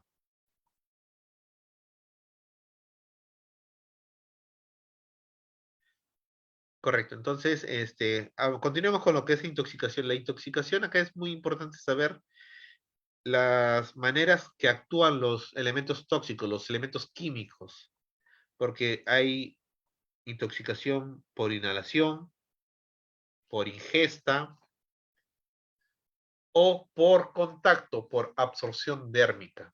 Para tal sentido, también en los escenarios, en los módulos posteriores, se van a detallar cuáles son los venenos más comunes que se encuentran, los elementos químicos que hacen un efecto de toxicidad y cuáles son los antídotos que se deberían manejar, qué consideraciones debemos tener, o si no sabemos, porque a veces estas personas que usan estos elementos como un elemento de suicidio no dejan rastros y los ingieren y uno nunca sabe si están intoxicados por órganos fosforados. Entonces, es saber qué signos y síntomas se van a encontrar. Con respecto a los cuerpos extraños, esto es, a nivel de vía respiratoria, lo más usado es la maniobra de Heimlich, ¿no? Y esto hay variantes para infantes, embarazadas, personas con obesidad mórbida. En caso de que hubiera un objeto de cuerpo extraño o algún elemento que esté haciendo un proceso irritativo en el ojo, hacer el lavado de ojo, evitar el sobado o fricción excesiva. Puedes hacer un montón de efectos nocivos a nivel de la córnea. Entonces, habiendo detallado ello, me gustaría compartir con ustedes este primer video para poder saber qué es lo que debemos hacer con respecto al sistema PAS, qué hemos identificado como riesgo, como peligro, qué deberíamos haber hecho, qué debieron haber hecho ellos en primera instancia. ¿Me confirman, por favor, si se logra ver la página web de YouTube? Son 2 videos que he seleccionado.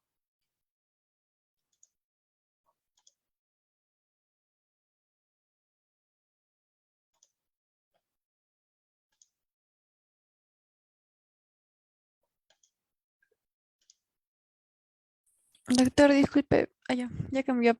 Es que estoy aquí en las diapositivas. No, sí, disculpen, un poco que se está demorando en cargar. A ver. Ya está. Por favor, veamos el video. Yo lo voy a parar y me gustaría que todas las personas que estuvieran presentes participaran de forma ordenada y secuenciada, por favor. Voy a poner el video.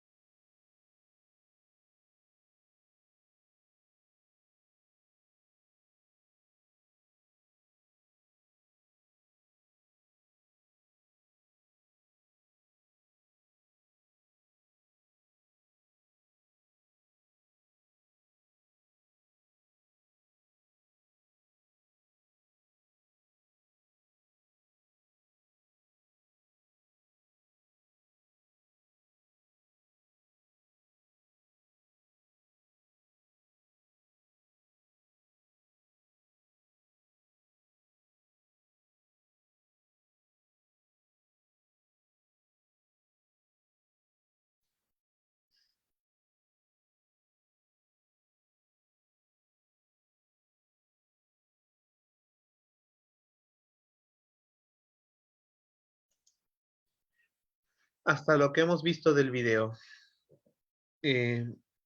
Problemas a nivel del actuar de los involucrados.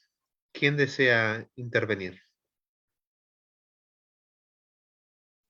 Doctor, buenas noches. Se puede visualizar que no están coordinando un buen trabajo porque están moviendo al paciente bruscamente. Correcto, agradezco su intervención. Claro, no hay un actuar ordenado, nadie toma la batuta de líder. Pero vamos primero con el sistema PAS, como les mencioné. Proteger, avisar y socorrer. ¿Se protegió? Yo creo que sí, porque a la víctima la alejaron digamos, del punto del siniestro, ¿no? O sea, lo han retirado de la reja. Ya. Le agradezco bastante, señorita Jacqueline. ¿Alguna otra intervención de este mismo punto que acabamos de mencionar? ¿Se protegió? ¿Se protegió? Juan García.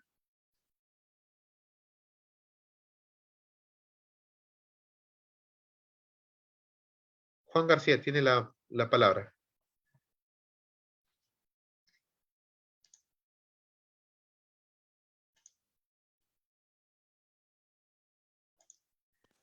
Participante ¿Escucha? Gus. Ahora sí le escucho. Profesor, ¿cómo está? Buenas noches. Se puede observar que las personas han retirado de una manera tranquila a la paciente de las rejas, o sea, no la han recibido antes de que caiga al piso. Ahora, no necesariamente todas las personas tienen que tener una preparación, que sería lo ideal, pero no todas las personas necesariamente deben tener una preparación de primeros auxilios y saber qué hacer. Ahora, si es que estas personas no lo saben, es directamente responsable el área de seguridad y salud de trabajo de esa empresa o de ese sitio donde están ellos. Correcto, concuerdo con lo último que mencionó usted. Muchísimas gracias por su intervención. Participante Gus tiene la palabra.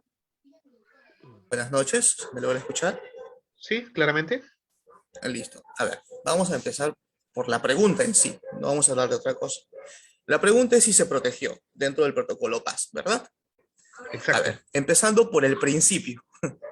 Eso de ahí es una rampa de acceso vehicular y está abierta.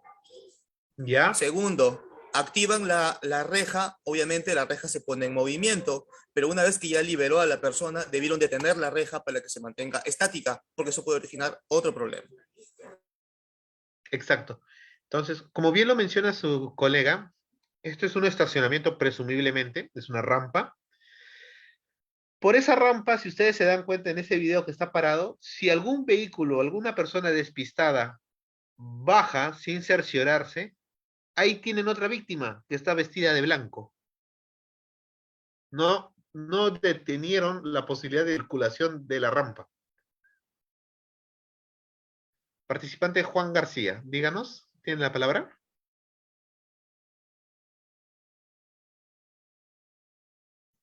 No, yo no, profesor, se quedó levantada la manito. Disculpe. Ok. Participante Brider Dávila, ¿tiene la palabra? Profesor, buenas noches. Mira, aquí lo que se ve es, creo que es una clínica o de repente creo que es un hospital, ¿verdad? Y yo veo que hay personal, digamos, que es ya altamente capacitado y ahora, digamos, si ya no va a poder hacerla, o sea, no va a poder socorrer aquí prácticamente al paciente, yo creo que no está preparado, ¿verdad? O sea, Correcto, sí. Supuestamente el video pareciera de una clínica, son personas que tienen sus scraps y algún tipo de protección como una bata. Primero, como usted dice, no hubo una formación, no tienen el conocimiento, o si lo tienen, literalmente les dio igual. No se protegió la zona. Con respecto a la activación del sistema, ¿se activó el sistema? ¿Alguien llamó a alguna línea de auxilio o socorro? No, ahorita nada, ni uno ha reaccionado. No ha reaccionado. O sea, prácticamente no hay Ni un siquiera hay líder, comunicación como vos interna. decir. Exacto. Lo que mencionó su compañero Gus, no hay comunicación interna. Acá se ve algún vigilante que presumiblemente debe tener algún radio o algún teléfono de comunicación y nadie dio la alerta de que hubo algún siniestro. Ahora, vayamos al último eslabón del sistema Paz, que es socorrer. Y para socorrer, uno debe brindar, asegurar que la atención que le va a dar a la persona o a la víctima es la mejor y que va a generar una eficacia en su recuperación. La persona de overol amarillo recogió a la muchacha o a la señorita después de que sufrió la compresión de la puerta eléctrica con el borde. Pero después, si se dan cuenta, le movilizan la región cervical, la lateraliza, la vuelve a poner de cúbito supino. Ahí, si hubiera algún tipo de traumatismo cervical, la va a dañar. Participante Félix Alarcón. Sí, doctor. Bueno, ya de proteger ya se contestó. En el segundo paso, en el tema de socorrer, ¿no? En el transcurso del video hemos visto de que, lógicamente, no hay un personal capacitado, porque mire, estamos hablando de un aplastamiento, ¿no? Entre la columna prácticamente. Entonces, esa persona, ¿no? Debería habérsele puesto collarín, ¿no? Un collarín, inmovilizarla, porque en un momento se ve de que su cabeza, que lo tiene agarrado el de overol amarillo, pero su pierna se gira. Eso quiere decir que tiene posible una fractura en la cadera, que no puede, no hay una relación, porque si yo le giro al cuerpo o la cabeza al paciente hacia la derecha, su pierna va a girarse a la derecha. En este caso, va a girar en contra. Exacto. Concuerdo con lo que usted menciona. Pues presumiblemente durante la compresión hubo alguna laceración, ya no sea en la región cervical, sino puede ser en la región pélvica. Participante Gus, tiene la palabra. Sí, bueno, ciñéndonos un poquito a la casística y al evento en sí, la compresión fue torácica. No se ve que haya una compresión a nivel de la cadera. Entonces, lo que sí puede haber es daños en las costillas, porque la puerta no ha cerrado un poquito, la comprimió bastante. Debe haber por lo menos unas 3 costillas rotas. Eso es por un lado. Segundo, la pierna se mueve, ahí se logra ver, ¿ve? La pierna se mueve porque no se ve una compresión directa, pero sí puede haber forzado la posición del fémur en el acetábulo. Puede ser una dislocadura o una luxación. Exacto. Pero no se ve que hubiera un daño cervical, más sí podría haber sucedido un paro respiratorio por la misma compresión. Exacto. Me gustaría con usted seguir la misma participación del video, por eso retorné. Miremos el video. ¿Está haciendo la compresión? ¿Está haciendo la compresión? Miren acá. Comprime la región cervical, la región torácica. Torácica. Y hay forzamiento en la cadera. Claro. No se ve que llega a ser una fractura, pero como le digo, sí una luxación. en el cuello, prácticamente está en el cuello, está aplastando. O sea que al aplastar el hombro prácticamente ya está presionando también igualmente el cuello. Claro, yo concuerdo, sí hay una compresión directa en 3 puntos anatómicos. Claro. En la región de la cabeza, porque puede haber algún tipo de Traumatismo. forzamiento en el eje del axis con la base del cráneo. En la región cervical, obviamente, miren cómo está totalmente lateralizado la región cervical y el cuerpo está hacia otro lado. Y la región torácica también está involucrada en una compresión directa. Y en la cadera o la pelvis, bueno, sí hay una rotación exagerada, pero es propiamente de la puerta a ejercer la fuerza frente al eje pélvico. Pero compresión propiamente que pueda generar alguna fractura, tiene toda la razón su compañero Gus. Participante Juan García. Tiene la Doctor, palabra. yo básicamente lo que estoy viendo ahí es que hay un síndrome de aplastamiento. Ya, se ve claramente que puede esto desencadenar en un colapso de pulmón. Dudo mucho que haya una fractura en alguna de las costillas, pero lo que sí puede haber es una lesión a nivel cervical. Y lo de la rotación a nivel pélvico es básicamente porque está tratando de forzar que la compresión no continúe. Claro, eso también podría ser una respuesta por parte de la persona siniestrada. Concuerdo con lo que usted menciona, de las afecciones en la región cervical, en la torácica, un tipo de aplastamiento, pero todo lo que estamos nosotros es dando impresiones. A mí me pudo haber impresionado una cosa distinta, a ustedes también, pero frente a este escenario, nosotros visualizando ya sabemos, tengo que tener cuidado al evaluar primero su condición de conciencia, ver si hay limitación o algún deterioro en la actividad cervical y no moverlo. En la cavidad torácica, ya pudo haber compresión, si hay una compresión, puede haber fracturas, entonces si hay fracturas vamos a ver que el patrón respiratorio va a estar afectado. ¿Moviliza bien el tórax? Sí, no, hay un patrón medio raro, ¿por qué? ¿Le duele? ¿Te duele el respirar? Sí me duele el respirar. Hay una fractura. Confirmamos nuestras presunciones. Entonces, el objetivo de este video es identificar qué hicieron mal, dar lo que hubiéramos hecho bien nosotros, y lo otro es, frente a este escenario, ¿qué deberíamos haber cuidado? ¿Cuáles son nuestras impresiones? ¿Y qué cosa es lo que debemos hacer para poder brindar una adecuado primera intervención, el sosiego emocional, en el caso de que estuviera todavía consciente, y esperar la llegada de la unidad especializada para brindar un tratamiento oportuno y un traslado adecuado? ¿Correcto? Entonces, vayamos al segundo video.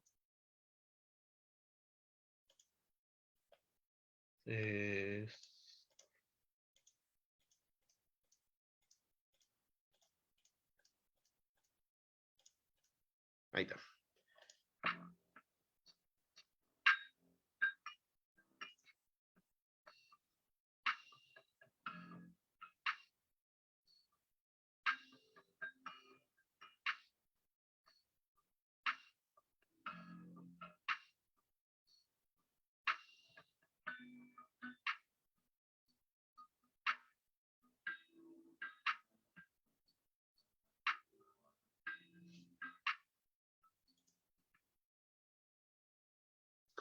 Con respecto a este video, y hablemos netamente del sistema PAS.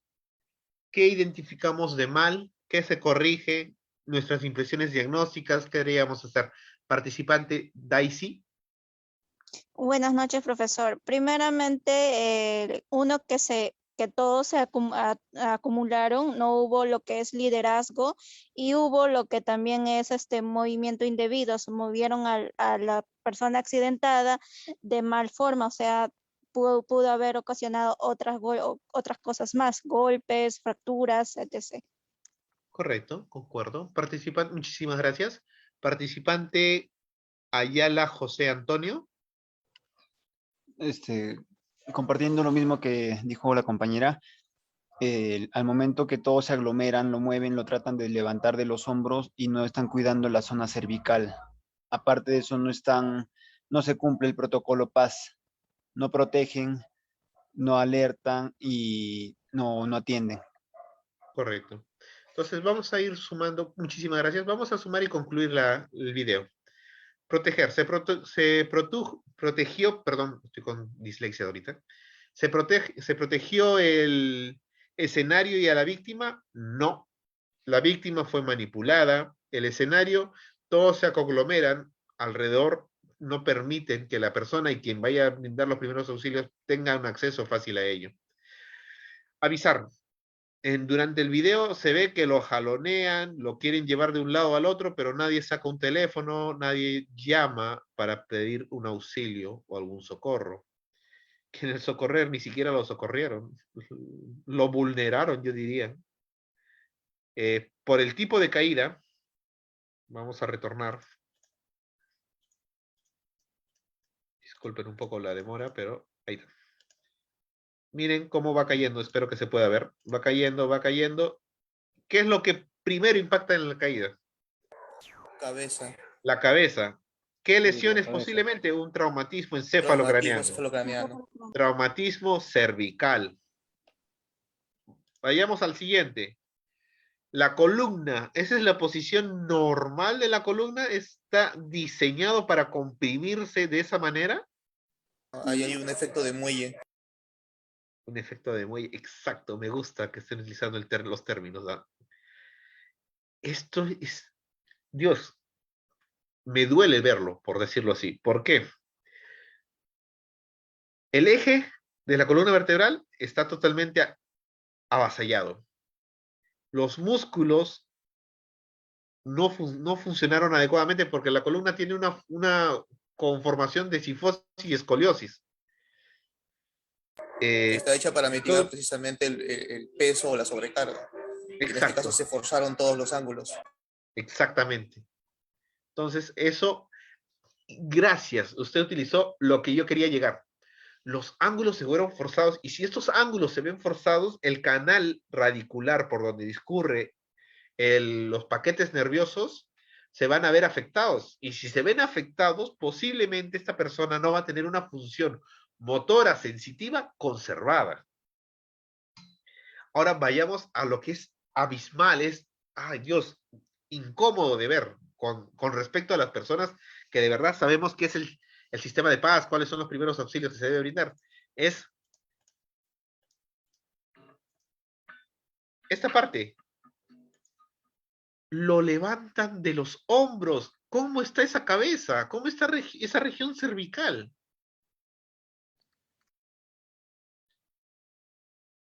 Yo creo que ya está destrozada ya.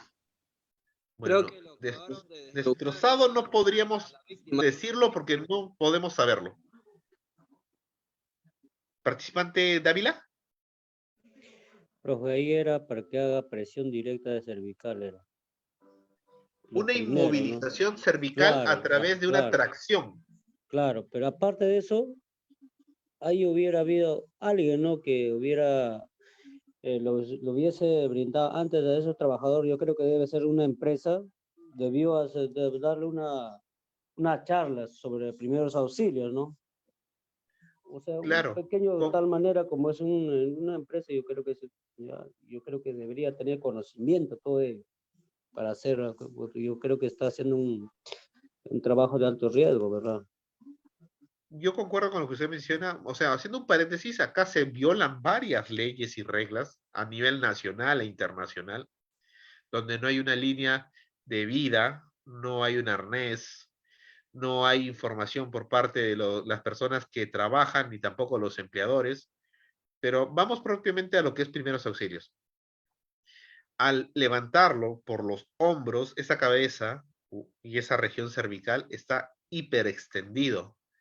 Si hubiera una lesión cervical, posiblemente con algún tipo de lesión a nivel de, se me fue el término, Dios, una sección medular parcial o completa, bueno, mejor dicho, si es una parcial, Dios mediante, en ese actuar lo completaron. Esa persona posiblemente está con alguna hemiplegia, paraplegia o cuadriplegia. Y eso, si la lesión es por encima de C3, esa persona ya no respira por sí mismo. Le regalaron de por sí una respiración por ventilación mecánica. Con el simple hecho de saber, esta persona puede tener una lesión cervical y tengo que inmovilizarlo, pueden evitar esto.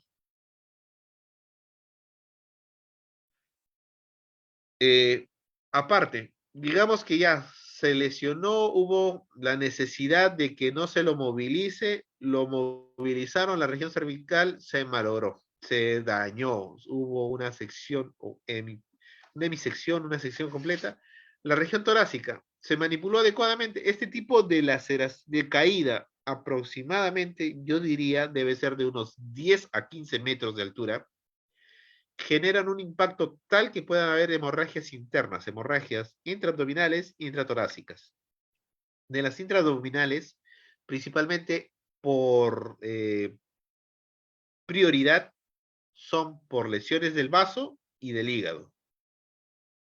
En la cavidad torácica puede ser por el efecto del impacto, puede haber un hemotórax o un hemoneumotórax. Entonces ahí no lo evaluaron, lo movilizaron como quisieron y esto puede perjudicar a la persona. Esto es el primer eslabón del primeros auxilios que uno tiene que ver, el sistema PAS. Obviamente continúan más, que se van a ver en sesiones posteriores, pero con dos ejemplos no tan jalado de los pelos, se ve que al no actuar bien, al no delimitar los riesgos, al no identificar los problemas y al actuar inadecuadamente, generamos un pronóstico negativo. Si me permiten, creo que todavía hay un video que no cargó.